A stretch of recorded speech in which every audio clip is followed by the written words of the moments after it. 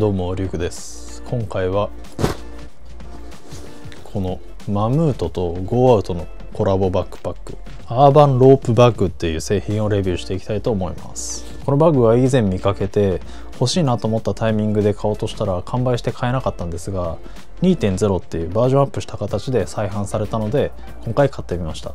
なんといってもこのロープを使った巾着のような特徴で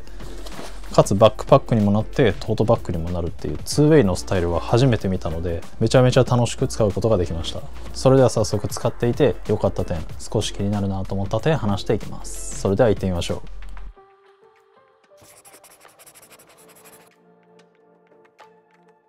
まず最初にこのバッグについて簡単におさらいしておきます。マムートとゴーアウトのコラボレーションバックパックゴーアウトアーバン 2.0 ロープバッグは840デニールのバリスティックナイロンを採用し耐久性と撥水性を兼ね備えています。用途としてはラップトップ用のスリーブやマルチポケットを備えたメインコンパートメントが日常使いからアウトドアまで幅広く対応します。さらに内蔵されたパッカブルシートはキャンプやハイキングの時のグランドシートとしても使用可能。ロープを解くと口が大きく開き荷物の出し入れがスムーズに行えます。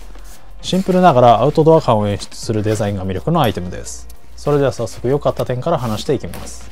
まず最初の良かった点はビルドクオリティの高さです。この製品はマムートの製品でこのブランドは以前セオンシャトルなんかを使ったことがあるんですがかなりビルドクオリティが高いブランドだなっていうイメージです。今回も例に漏れず全体的なビルドクオリティはかなり高くて全体的な生地感や芯材なんかもそこまで分厚くないんですがあまり安っぽさを感じさせないそんなデザインになっています。こういう結構奇抜なデザインのものって意外と予算が削られてたりする関係で安っぽいものというか劣化しやすいものが多いんですが、全体にバリスティックナイロンが使われてたり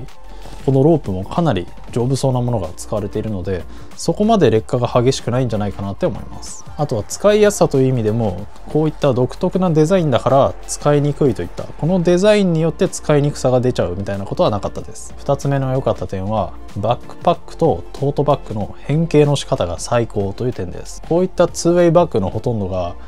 結局バックパックモードでしか使わないとかブリーフケースモードでしか使わないみたいな感じで2通りの使い方があっても結局1通りの使い方しかしないみたいなそういう課題が結構あるんですがこのバッグに関しては変形の仕方が秀逸でかつ結構合理的な形をしているのでバックパックはバックパックのメリットトートはトートのメリットという感じで両者の機能のバランスがいいなって感じました。変形の仕方も簡単でここのロープをまずほどいてここのストッパーをこのように上まで伸ばすとこのようにトートモードにすることができます。このモードにすることで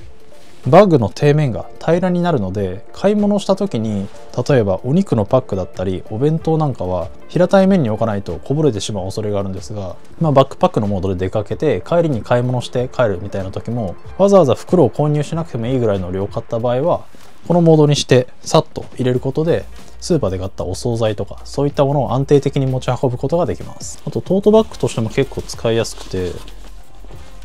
こんな感じでかなり口が大きく開くのでバックパックとして使っていた時の荷物をちゃんと避けながら物を収納することができます。あとはさっと閉じるだけでこの口は閉じますが一応ここにボタンが2箇所くっついているのでバックパックモードにしても中から物が落ちてしまうみたいな心配はほとんどありません。一応こんだけ深さがあるので大丈夫だとは思うんですが、細かいものとかはここから飛び出てしまう恐れはあるっちゃあるのでものすごい小さいものを収納するときはちょっと注意した方がいいかもしれません。次の良かった点は見た目が唯一無二だというところです。このロープの太さだったりこの巾着の質感なんかはこのバッグでしか味わえない魅力だなと思います。ロープも太いのでこんな感じで適当に縛っておけば結構それっぽく見えますし、こんだけ奇抜なデザインでも遠目から見ると普通のリュックにシルエットは非常に似ているのでこのミニマルさと奇抜さのバランスが非常に優れているなと思いました。ここまでが良かった点です。ここからは使っていて少し気になるなと思った点を話していきます。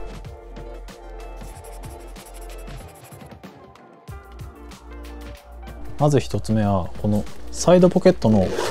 ファスナーが開け閉めしづらいという点です。まず前提としてこのバッグはこのように両サイドにボトルポケットにもなるし小物ポケットにもなるようなファスナー付きのポケットが備わっています。こういったタンブラーなんかもすっぽり収納できて、かつここがファスナーで閉まるのでここのポケットの配置としては非常にいいんですが、このファスナーが結構曲がっているというか直線にならないことが多いので、こういった感じで両手で掴んで開け閉めする必要があります。サイドポケットはこのように前に持ってきてこんな感じでさっと取り出したりする用途が多いと思うので、ここが片手で開閉できると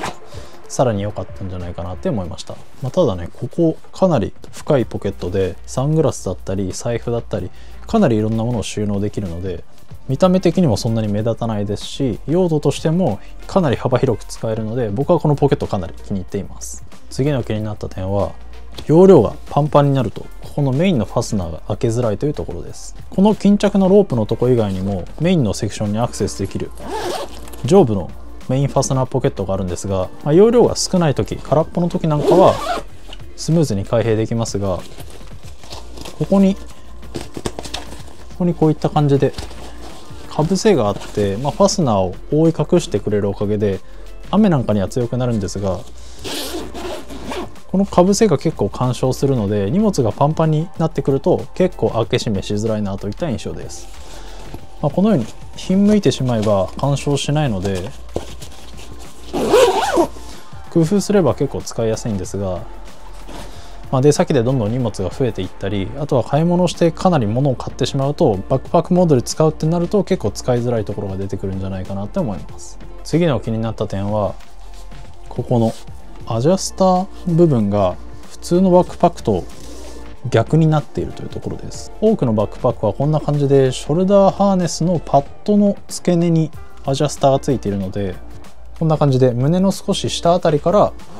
引っ張ることで長さを調節することができます。一方このロープバッグはショルダーパッドの下の部分にはアジャスターはついていません。どこにあるかというと、この下の付け根の部分にこのようなバックルが備わっていて、このバックルのアジャスター機能を使って長さを調節しています。トートバッグとしてもすっきりと使えるようにこのハーネスを外して背面に収納できる構造をこのショルダーハーネスのバックルによって実現しているのは非常に気の利いたポイントですし、部品点数を減らして値段を抑えてるっていう意味では結構いいアプローチなんですが、このバックパックモードで使う時のこのハーネスの調節の仕方は結構慣れが必要かなって思います。なぜかというと、通常のバックパックはこの胸のあたりで引っ張れるのでそこまで腕の角度がきつくないんですが、このロープバッグの場合は下から上に引き上げる、これはそんなに問題ないんですが、こう緩める時にかなり腕を内側に巻いてこんな感じで調節しなきゃいけないので、通常のバックパックはこの位置で長さを長くできるのに対してかなりきつい体勢にならないといけないっていう意味ではちょっとコツがいるなって思いました。あと細かいんですが、これをこう短くしてこのロープを止めるループを上げてもこのような感じで結構前向きにテープがブラーンってしてしまうので、これはちょっと人によってはあんまり好きじゃないかなって思います。あと個人的にはここのショルダーハーネスはこう外して収納するタイプよりは、ラゲージパススルーなんかのベルトをここに1本通してこう差し込む形で収納できると、このロープの変形によってトートバッグになったりバックパックになったりみたいな、そこのクイック感をかなり享受できるので、この巾着部分の変形の小気味良さが非常に優れている分、ここのハーネスの変形がちょっと煩わしいなと感じてしまいました。ここのハーネスをもう固定の長さで使うよって人だったり、このようにトートにする時もこんな感じでブラーンってハーネスが垂れちゃっても気にならないよっていう人は問題ないかもしれません。次の気になった点がこのハーネスの付け根の強度です。このバッグはこのハーネスのショルダーパッドの上に太めのテープがついていて、このテープだけが付け根にくっついてるっていう、そんな構造になっています。こう見てみるとバータックなどで補強されている形跡はないですし、あと触るとこの辺までしかテープが縫い込まれてないので、重いものを入れてずっと背負ってたりすると、ここのショルダーハーネスが抜けてしまう恐れがあるんじゃないかなって感じました。そもそもここのポケットなんかもこういった大型の15インチぐらいの PC をサイズ的には入るんですけど、クッションとかもないですし、そんなに重いものを入れるっていう想定では作られてないと思いますが、このねバックパックモードでガンガン物を詰めて重い荷物を背負いたいっていう人にとってはちょっと強度が気になるかなって思います。以上が少し気になるなと思った点でした。このバッグのシルエットだったりこの巾着の機構を非常に気に入ったよっていう人は是非買っておくことをお勧めします。なぜかというと、こういう変なバッグって結構販売中止になったり流通が限られてしまう傾向にあるからです。例えばエバーグッズのこのバッグは似たような感じで、ここがこんな感じで巾着みたいになってて、非常に面白いバックパックなんですが、これはもう販売中止しています。このロープバッグも普通のバックパックに比べたら結構使い方が想像しにくかったり、あとは実際にこのバッグを手に取って試すことができるような店舗やポップアップなんかもほとんどないと思うので、長期的には手に入りにくいバッグになっちゃうんじゃないかなって思います。機能面で言えば荷物があんまり多くない人だったり、荷物が軽い人なんかで出先で買い物して荷物が増えるよっていう人だったり、あとは家に帰る途中でスーパーでちょっとだけ買い物したいみたいな時はすごく役立ちますし、僕もそういう使い方をして非常にいい体験だなと思ったので、今言った用途で想像ができるような人だったり、服装がシンプルな人はこういった面白いバックパックを背負うことで結構アクセントになるのでいいんじゃないかなって思いました。以上になります。こんな感じでこのチャンネルではバッグのレビューだったり日々に役立つ情報を発信しています。 YouTube メンバーシップでは僕が開発中のバックパックの進捗情報だったり、僕が使ったバッグの次のオーナーを探すセカンドオーナー制なんかを特典として用意しています。気になったらぜひ概要欄からチェックしてみてください。X、Instagram、TikTok もやっています。ぜひフォローお願いします。最後にこの動画が面白いと思ったらグッドボタンとチャンネル登録よろしくお願いします。最後までご視聴いただきありがとうございます。それではまた次の動画でお会いしましょう。バイバイ。